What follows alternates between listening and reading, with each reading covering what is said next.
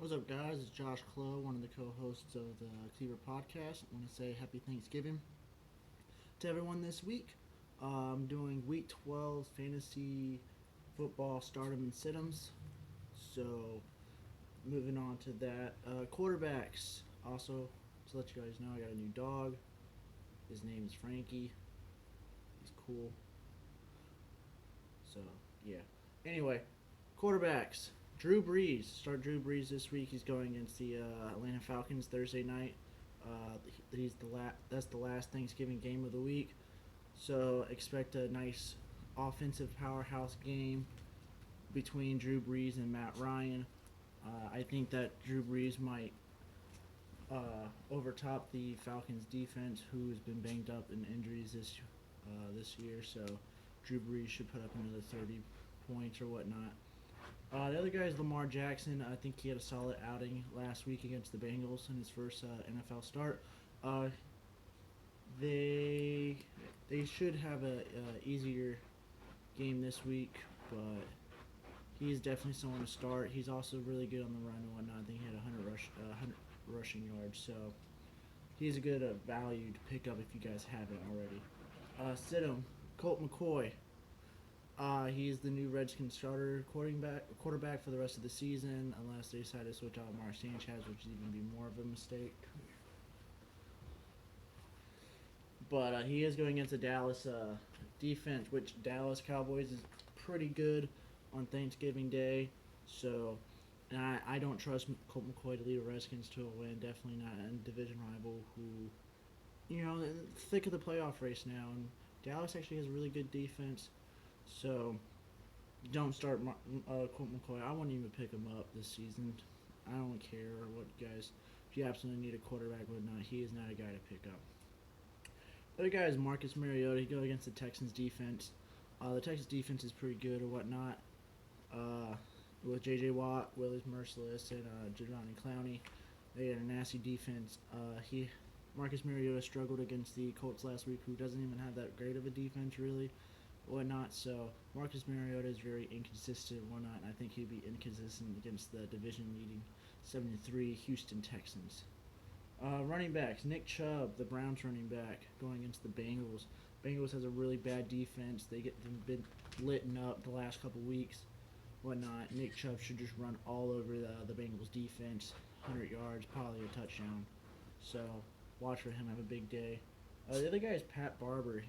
He hasn't been having that great of a season.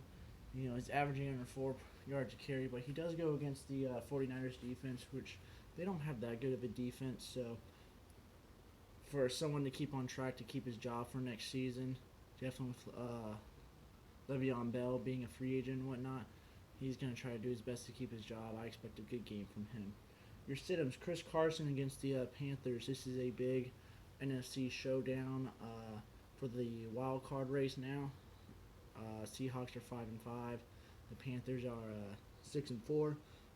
The Panthers defense isn't the greatest, but I think they can hold down Chris Carson's, definitely since they're using a rotation with him, Mike Davis, and Rashad Penny. So Chris Carson, you should sit. I think you should sit all three of those running backs if you have them. I think they're going to rely on Russell Wilson this time. Definitely what they did with the against the Packers. This is all or nothing for the Seahawks, and I think they're a lot better in the passing game. Definitely if they get hold down in the running game. The other guy is Adrian Peterson. I think Adrian Peterson's having a fantastic year coming back. He's 32, 33 years old. But he is going against the Cowboys defense, who's actually been really good this season. Like I said, they're really good on Thanksgiving Day and whatnot. So I'd be wary using Adrian Peterson. He might be able to get 8 or 9 points if he gets a touchdown and whatnot. But I'd definitely be careful. I know they're probably going to lean on him with Colt McCoy leading, but if they can stop the run quick in that game, Adrian Peterson's going to lose his value. Moving on to wide receivers, I got Galladay from the Lions. They go against a nasty Bears defense. Marvin Jones is probably going to be holed up. He probably might start this week, but Galladay is probably the best wide receiver on that team. You saw it against the Panthers. He had that really nice touchdown grab going over the top over the defender. He's only a rookie, but he is showing promise and whatnot. Matthew Stafford's a very fantastic quarterback. I see him getting 100 yards. It's Thanksgiving primetime game. Lions doesn't disappoint a lot. Thanksgiving also, so y'all should see a big game from him. We got T.Y. Hilton. The Dolphins' defense has been inconsistent this year, but um, yeah, they've been inconsistent this year, but they do have Rashad Jones, not Ryan Fitzpatrick, Minka Fitzpatrick, and T.J. McDonald is a nasty secondary and whatnot. But I think T.Y. Hilton's the best wide receiver in that team. Andrew Luck throws it 10, 15 times. I think he's going to get a touchdown, probably 60 to 70 yards. So you should see about 12 to 15 points for T.Y. Hilton. I'd use him. This is a conference matchup for the wild card. Loser essentially gets eliminated. So I see a big game between T.Y. Hilton and Andrew Luck. Your sit-ems is Corey Davis from the Titans. Like I said, they're going against the Texans. They have a nice defense. Marcus Mariota's been inconsistent, so I wouldn't use him. And Devin Funchess, Seahawks have a really good defense. At one point, they were top 5 against the pass and whatnot. Devin Funchess has never been proven to be a number 1 wide receiver. I don't see that happening this week. Start O.J. Howard at tight end. He's been pretty good all year long, definitely with them bouncing between 2 quarterbacks and whatnot. He going against the 49ers defense, who isn't even the great defense at all. This game really doesn't matter for both teams, but I think O.J. Howard will prove his value in the fantasy.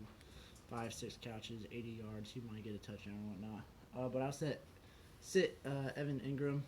They go against the Eagles. This is a big division matchup. Giants think they can run the table, make the playoffs at 9-7. Eagles are trying to make the wild card also after that devastating loss against the Saints. I think Odell Beckham and Saquon Barkley is going to lead it all for most of the touches and yards. Ingram probably will lose his value in that because you want to rely on those 2 guys instead. Your defense, start the Jaguars defense over the Bills. Bills offense has been terrible. You can say all you want about them dropping 41 against the Jets. Matt Barkley is not a guy to lead a team to a win. Also, they held the Steelers for most of the game last week. I think they picked off Big Ben 3 times, and the defense is finally coming back and whatnot. So, and I don't trust the Bills' offense at all. Matt Barkley should get a couple turnovers and whatnot. They should keep that a low-scoring game. They should produce 7 to 10 points. Someone who I would sit is the Dolphins. You're going against Andrew Luck, who's actually been red hot this whole season. Their offense has been really nice. And like I said with T.Y. Hilton, he's a very fantastic wide receiver. I see him getting 80 to 100 yards and possibly a touchdown or whatnot. And like I said, this is a AFC matchup. Loser kind of gets eliminated from the playoffs. Andrew Luck's going to light up that defense, so I'd sit the Miami Dolphins defense. Kickers, Will Lutz for the Saints. He is definitely being beneficial from Drew Brees throwing a lot of touchdowns this year, and then having one of the best offenses. They're always getting in field goal range, so he's always hitting extra points. Don't be surprised if he gets 10, 15 points again against the Atlanta Falcons, who usually are high-scoring games.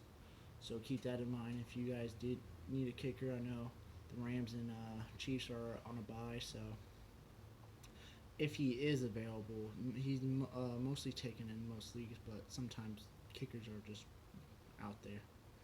And then lastly, who I would sit is Jason Saunders, the Miami Dolphins kicker.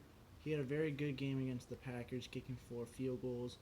Ryan Tannehill is back, but we don't know how he's going to be with his shoulder injury. I don't trust the Dolphins trying to get into field goal range a lot of drives and whatnot. And if they do get touchdowns, that's only 1 point for Jason Sanders. So I could see Jason Sanders getting 3 to 5 points, which is something you don't want from a kicker. You want more points from your kicker. So I'd sit him for this week. That's my start and sit-ems for this week. So, if they produce well for you guys, let me know in the comments that I did a good job. If they didn't, let me know I did a bad job and whatnot, so I can improve on these and whatnot. But thank you for your time, and Frankie, thank you for your time too. Say bye, Frankie. All right, have a good Thanksgiving.